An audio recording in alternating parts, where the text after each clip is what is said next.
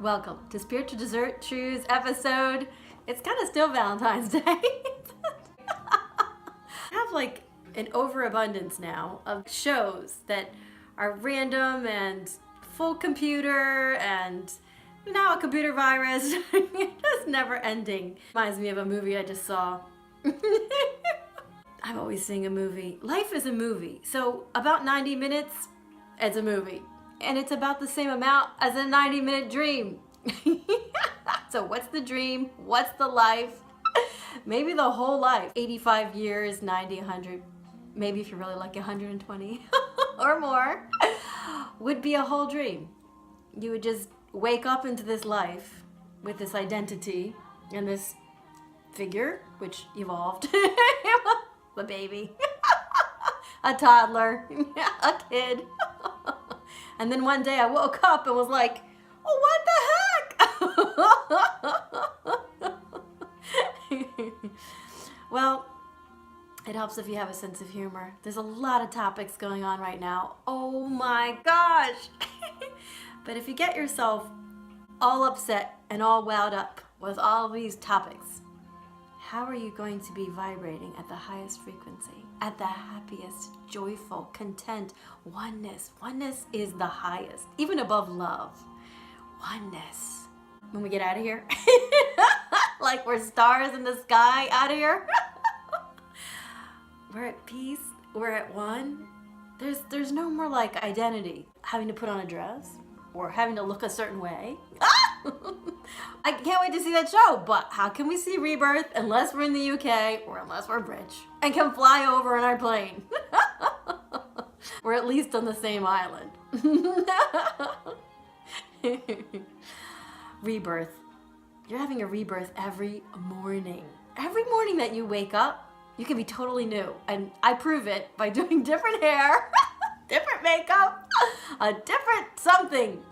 If I could, I would not wear clothes unless I have to. This is a show. No, I have a fancy dinner.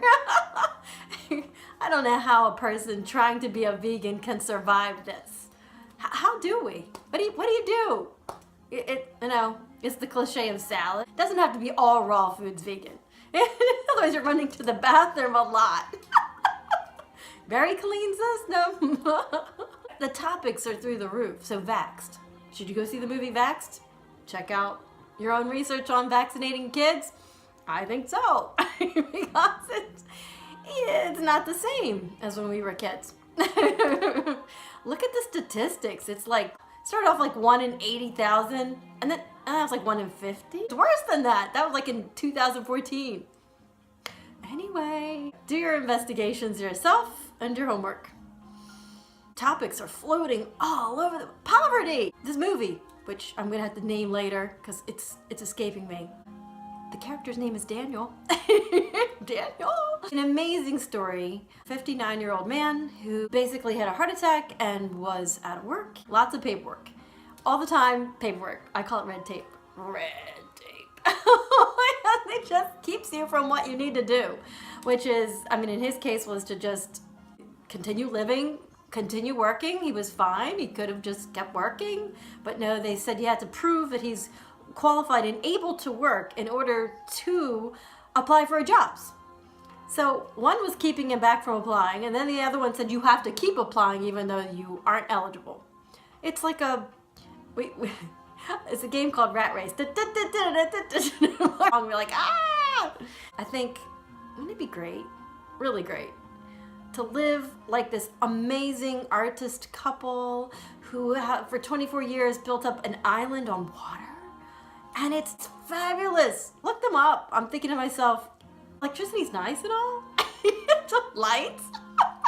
But I really love sunlight way more. And they said that the biorhythms, you would make the right amount of happiness if you rate the right amount of melatonin if you stopped having light when God said. Like as in when the sun came down and the moon came out. Oh my gosh, could you imagine? You actually need the right amount of sun that when it goes down, it's preparing you for sleep. And you're going to get darker, darker, darker until the pitch black keeps your melatonin level way up. So it goes way up when you have pitch black at night. So if you can, some serious room darkening shades, or if you can get a room that's in the downstairs, like the basement, like a cave. I always used to think that's too weird. I had an ex that said that that's the best way. He's a neuroscientist. I should, of course, trust the neuroscientist. It's true. Absolutely. Way happier. So then somebody else argued, love is not all hearts and joy and emoticons. Well, it's not. One mother had given up her life. The child, these are the options the doctor gave. Something went wrong. It's supposed to be cesarean, supposed to be easy, supposed to be scheduled. And the doctor said, well, if I give you anesthesia, it was either one or the other. Either you're definitely going to die or a very high chance, or your baby is definitely going to die or a very high chance. And that mother, of course, took the chance that she would die, and she did.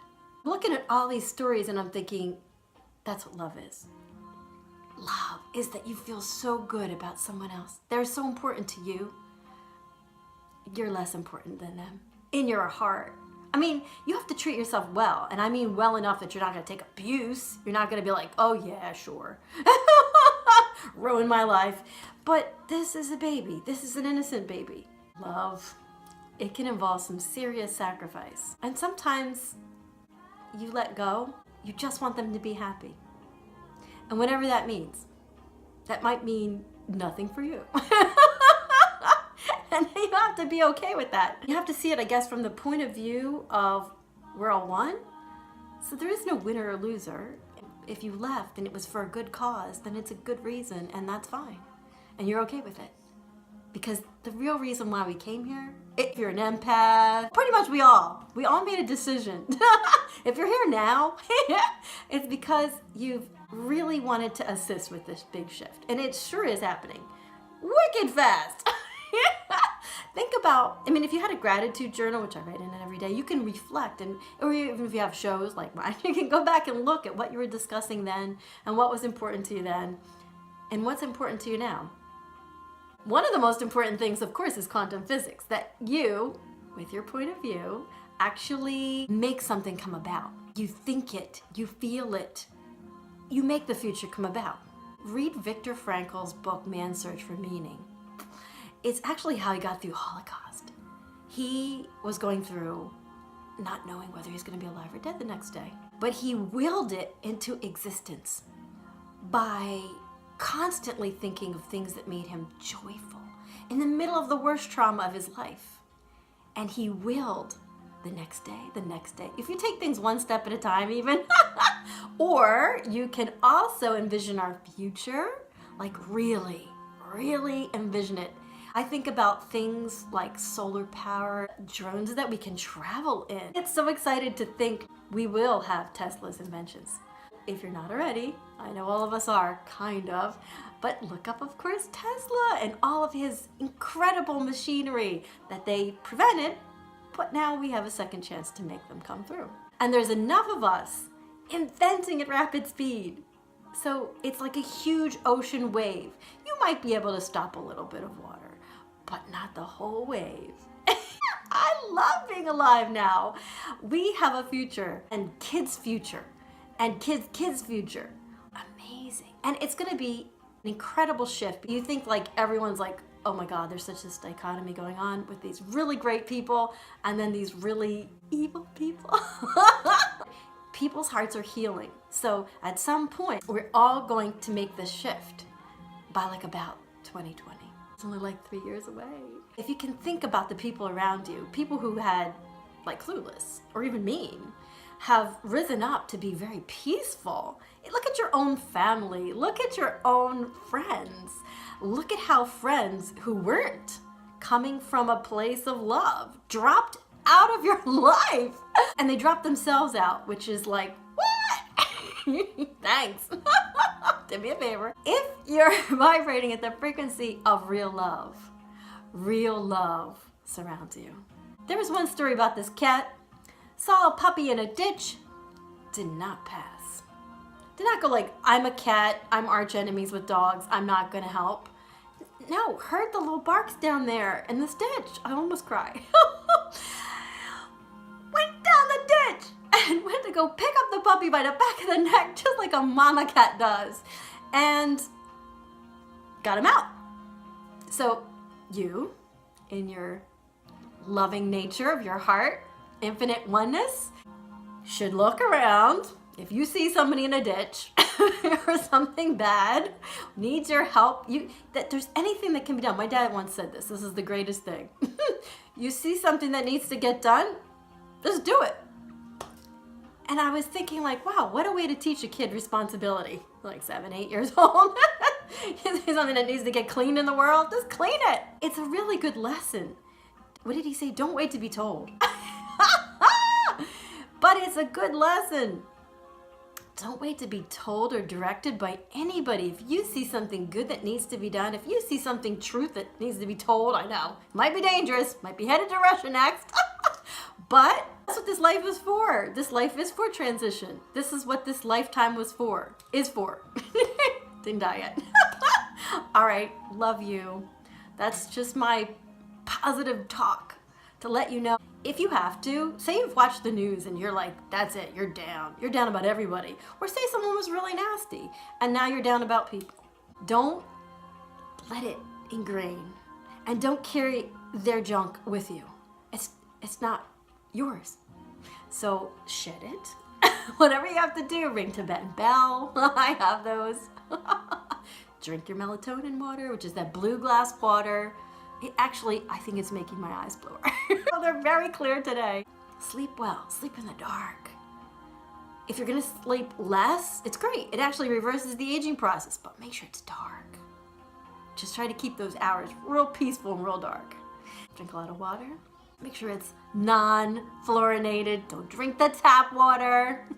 You've got to clean up. We're making this shift and you're doing it, whether you're realizing it or not. Whether you're thinking you're a part of it or not, it's too contagious.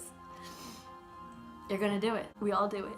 And we all do it by 2020. So just keep that strength about you. Keep that positivity about you. I mean, if you think it's silly to make hearts or emoticons or not, whatever keeps you happy. I mean, whatever. It could be laughing at the cat or laughing at silly jokes. Laughing at comedians' jokes. Go see Rebirth. Especially if you're in the UK, darn it. A whole 2-year tour. I'm gonna have to cross the pond. Even though you can astral project. You don't actually have to go anywhere. This powerful mind of yours can travel to anywhere and be anything. It's a real limitless tool you have.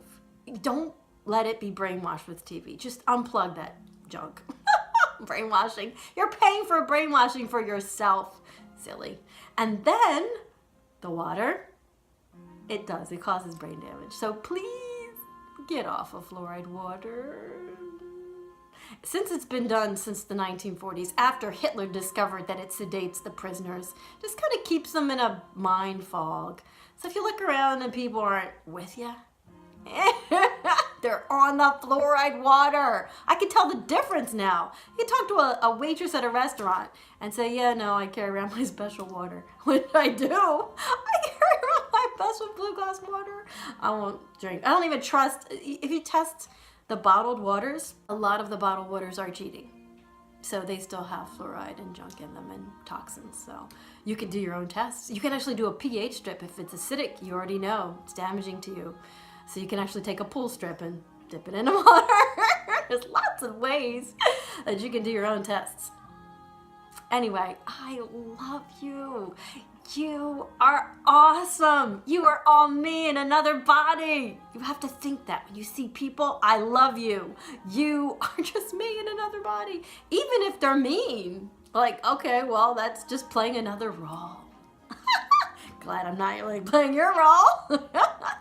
Anyway, don't be mean. Love you. Go out and love. Enjoy this life. Enjoy to the hilt.